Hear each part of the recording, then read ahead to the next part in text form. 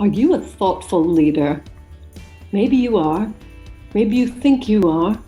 Let's find out. I'm Mindy Gibbins-Klein. I'm author of The Thoughtful Leader and host of the Thoughtful Leader podcast.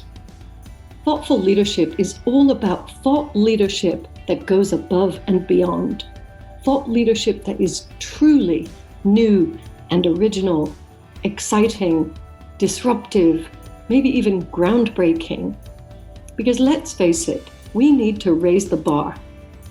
My guests and I are absolutely obsessed with finding truly original thought leadership, and I'm going to bring you so many exciting ideas and opportunities, things for you to think about, and chances for you to push your thinking that you'll be very glad you tuned in.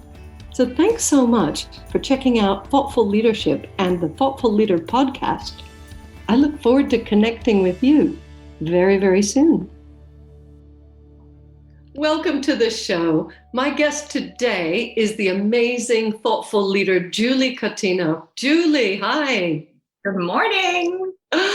Oh my goodness. Well, we have been, we've been friends and working together for quite a few years now. I'm delighted we finally got you onto the show. And you are someone I consider to be a very thoughtful leader. So let's let the listeners and the viewers get to know you a bit, and then they can see how thoughtful you are. So who are you and what are you up to in the world? So I'm Julie Cottineau. I'm a thoughtful brand leader.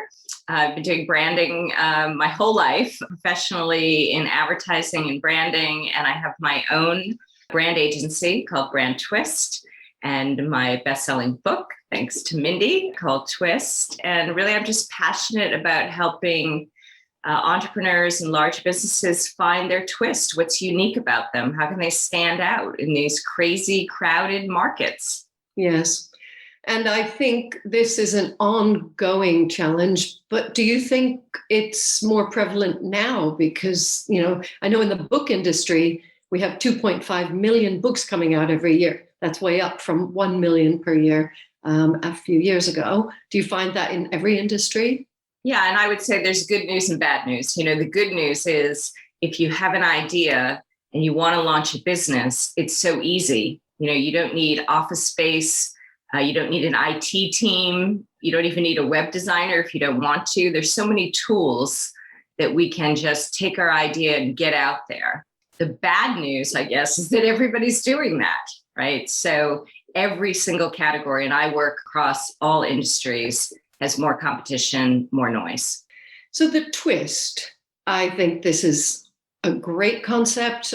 We love you and your work and your book. But what really is the twist? Can you go into a bit more detail about that for people who don't know about it?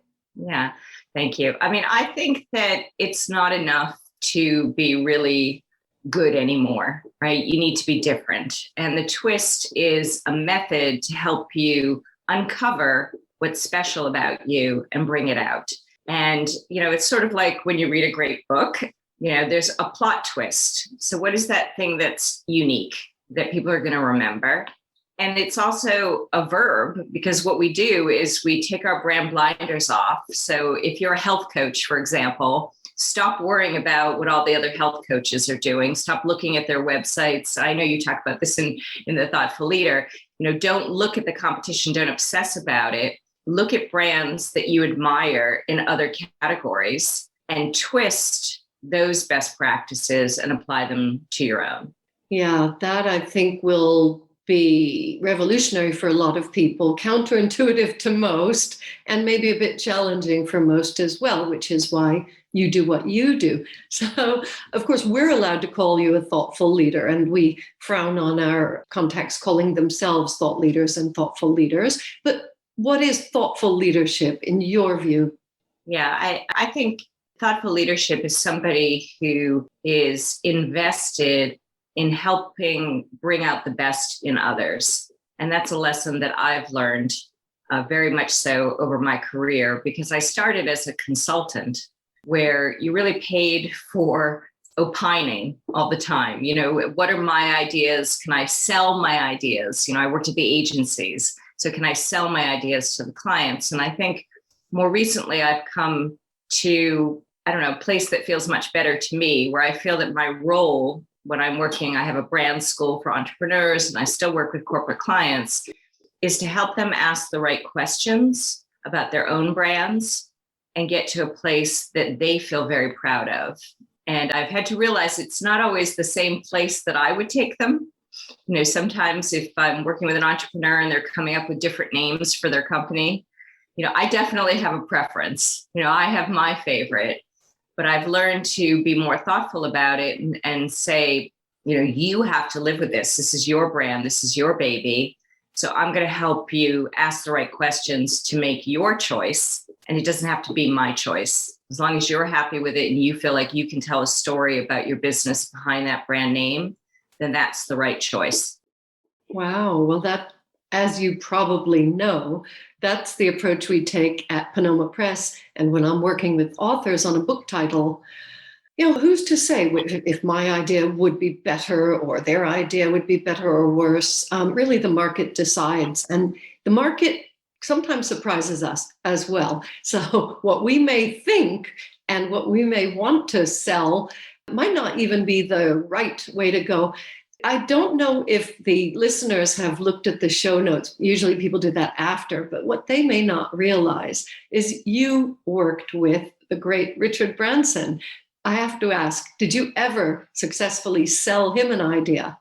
Well, yes, actually, but I wouldn't use the word sell with him. And he's a great example of a thoughtful leader. I remember preparing for a market launch of a Virgin business in Boston, because I worked in the US. And we had a presentation deck ready to, you know, kind of sell him the idea that he was going to have to communicate to the press. And he just stopped us and he said, just tell me the story. You know, why would it was a Virgin Money product. It was about loans, friends and family loans. And he said, just tell me a story of somebody in my family that would need a loan, and how does this product or service help? And it really forced us to actually be more thoughtful in our presentation of it. And it helped him internalize it and get the message out as, one of the largest megaphones for the brand. Well, if Richard Branson can do it, certainly we can all do it on a smaller scale, perhaps. So I'm going to pick up on this theme of branding. And we know a lot of the big brands, the work that you do, the work that my companies do, is all around exposing and giving more airtime to the lesser known brands, you know, that they also want to compete and do well and succeed. So have you seen a big brand make a mistake, or you have a choice here? Have you seen a big brand make a mistake or a smaller brand do something really exceptional? Or both? Yeah, I have seen both. You know, I've been following many, many brands during the pandemic and talking about taking lessons from them and twisting opportunity or twisting uncertainty into opportunity, which I think is really the period that we're in right now. And I've seen some small brands, for example, one brand, very local, very small here. What they've done is they sell beaded jewelry kits, right? And you would think this is a time where people aren't necessarily going to buy on something like that. But what they've done is they've connected their brand to a purpose. So when you buy one of these kits to make a bracelet, they donate a kit to a local children's hospital. So I've seen a lot of brands right now connect their core competency and what they sell to doing good. And I think that's really important, because I've also seen some other brands just slap on, social purpose, and it doesn't feel authentic to their brand. And I believe that if you can really twist what you do, what you're really good at, and do good for the world, these children in the hospital so isolated, they get these kits, but also use purchase of your brand to trigger that good act, then it's a win-win. And so right now I'm seeing a lot of small brands do things like that. You buy a pizza, they deliver a pizza to a first responder. a large brand, which I don't like to name large brands because you never know if they're going to be a client, but I did see a large brand at the beginning of the pandemic send out their news email that was featuring luggage. And I understand why they were doing that because it was March, and that was probably always part of their marketing program. It's March, it's spring break, people are traveling for Easter and Passover, they need new luggage. But I have to say, at this particular moment, it felt really tone deaf. This was last March. I had just canceled all my Easter plans, all my spring plans. And I thought, that's not a brand that's really paying attention to its customer, to its target, and having a conversation that says, I know what you're going through. Now, fortunately, a week later, I think I didn't call them, but somebody got them the message, because they ran another special where they were promoting their leisure wear, right, which they would normally promote for cruises and relaxing on your vacation. And the branding was all around binge wear. So the email said, we know you're staying in, you're binging your favorite shows, you're spending quality time with your family. We want you to be comfortable. So here's, selling the same product, but with the branding, with the twist of, we know what's going on in your life, and here's how we're acknowledging that. And by the way, these clothes are on sale because we want you to be comfortable in our clothes. Right. So just for our UK audience, that she said leisure wear. That's what she said, in fact. So that just makes me wonder, though. I didn't see the emails, and thank you for not naming the brand because it's really not necessary. But it makes me wonder if they acknowledged the luggage thing, because the thoughtful leader would actually bring that to the forefront. A lot of people probably noticed, including you, including those who wrote or called.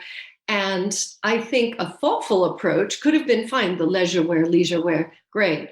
And to start right up front, say, whoops, we got it wrong. Am I imagining that that would be a better response?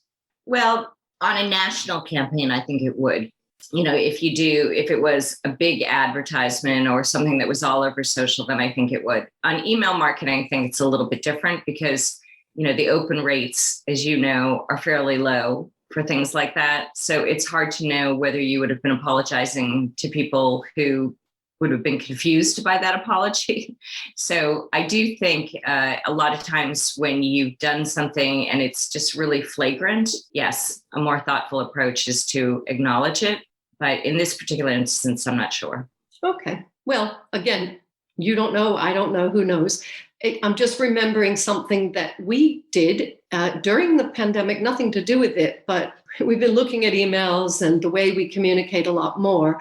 And we engaged a company to prepare an email to our list because we were busy and there were a lot of hours spent on the brief. And the idea was, oh gosh, people are going to be cringing listening, to email everybody except clients, because we didn't want to email our clients with an opportunity. You know where this is going. They got the formula wrong and they only emailed our clients. Right. And I only found out about it the next day when I looked in my inbox. And luckily, I just had one or two queries, well, I've already written my book, that sort of thing. And then when I realized what had happened, I took it up with that partner, well, ex-partner now. Mm. And, they said, oh, yes, we understand the system and we know what we're doing and whatever. So then I think I took about 2 hours thinking about it. And I thought, it's my own email list. And I actually crafted an apology, which I think you saw and I think you commented on. We got more opens from that. And so many people saying, I never saw the original email, but wow, what a heartfelt apology. And that's part of our ethos. When we get it wrong, as thoughtful leaders, we really want to put it right as fast as possible. And so, a heartfelt and kind of fun apology. I can't remember what I put. Anyway, I guess I was just remembering our scenario. Well, that's a great example, though, of you being the kind of brand, the right size of brand that is very personal, right? And I think that's the advantage that small businesses have right now. I think this is a wonderful time for small businesses. I'm busier than ever helping entrepreneurs because people have given us permission to be more personal in business, right? We are in each other's homes. We see the kid and the cat walk by. It's become a more intimate interaction, even though we haven't seen each other, many of us in person in a very long time. And so I think that's a great example of you really understanding that your brand is very personal. I mean, you do something incredibly personal for people. You help them get, what's in their heart out into the world, and your style. I think it's very natural for you because that's your style anyway. You're doing personal coaching. So it makes a lot of sense. And it felt authentic because it was authentic, right? Oh, it was definitely authentic. I don't think I would have been able to sleep or eat or do anything knowing that mistake was out there. And, I really tried not to put blame on the ex-partner. Anyway, it's just interesting. I'm going to be thinking about the luggage opportunity or missed opportunity. I think, gosh, that all the things that could have been done with that. Anyway, never mind all that.